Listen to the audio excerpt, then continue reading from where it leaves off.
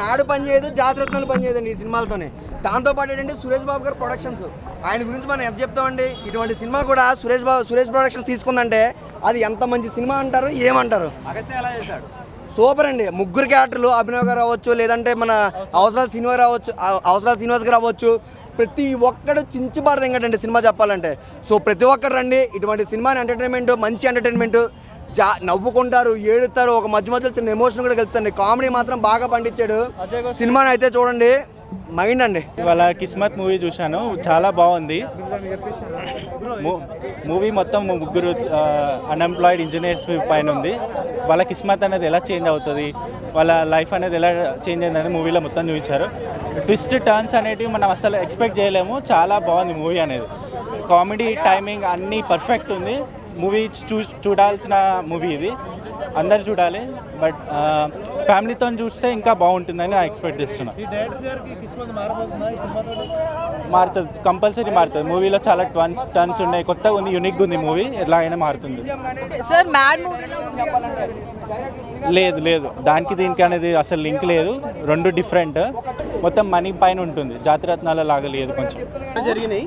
కానీ చాలా బాగుంది మూవీ, చాలా కామెడీ ఉంది, బాగా నవ్వుకుంటారు. ఉన్నంతసేపు నేను వాయిస్ ఇచ్చాను ఈ మూవీకి, వాయిస్ ఓవర్ ఆర్టిస్ట్గా చేశాను, ఒక చిన్న సీన్ చేశాను.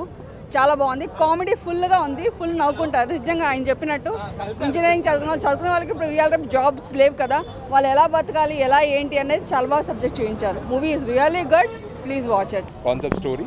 సో కామన్గా చాలామంది లైఫ్లో జరుగుతాయి కాబట్టి దొంగతనాలు ఇలాంటివి చేయకుండా కామన్గా బీటెక్ లైఫ్లో కానీ ఒక స్టూడెంట్ కష్టాలు ఏంటో చూపించగలిగారు. That sound good. అవును. సో ఇప్పుడు మ్యాట్ కానీ ఇప్పుడు కిస్మత్ కానీ almost same contest. So this is little different. Kismat చూసి రావడం జరిగింది భయ్య. కిస్మత్ చాలా బాగుంది. ఒక మ్యాడు, జాతిరత్నాలు ఎంత బాగున్నాయో అంతకు మించి సినిమా ఉంది. ముఖ్యంగా ఇంజనీర్స్ చదివిన పిల్లలు, మీలాంటి వాళ్ళందరూ చదువుకున్న వాళ్ళు ఖచ్చితంగా చూడాలి. ఆ సినిమా ఖచ్చితంగా మీడియా వాళ్ళ మధ్యలో ఉండి ఆ ప్రజల్లోకి తీసుకెళ్ళాలని కోరుకుంటున్నాను. సినిమా ఫస్ట్ నుంచి లాస్ట్ దాకా ఎక్కడ మీకు బోర్ కొట్టదు. దయచేసి ఆ సినిమా చూసి ప్రజలకు తీసుకెళ్ళాలని మనస్ఫూర్తి కోరుకుంటున్నాను.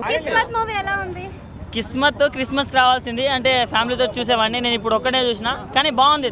నా తలరాతలానే ఉంది అసలు. అంటే కష్టపడకుండా ఈజీగా వచ్చే దారిని యువత ఎందుకు ఎంచుకుంటున్నారో దాని గురించి చాలా బాగా చూపించారు అనమాట.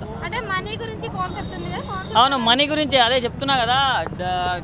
మేము చదువుకున్న వాళ్ళకి మంచి జాబ్లు వస్తలేదనే ఫ్రస్ట్రేషన్లో వాళ్ళు దొంగతనానికి వాటికి వీటికి పాల్పడుతున్నారు కదా.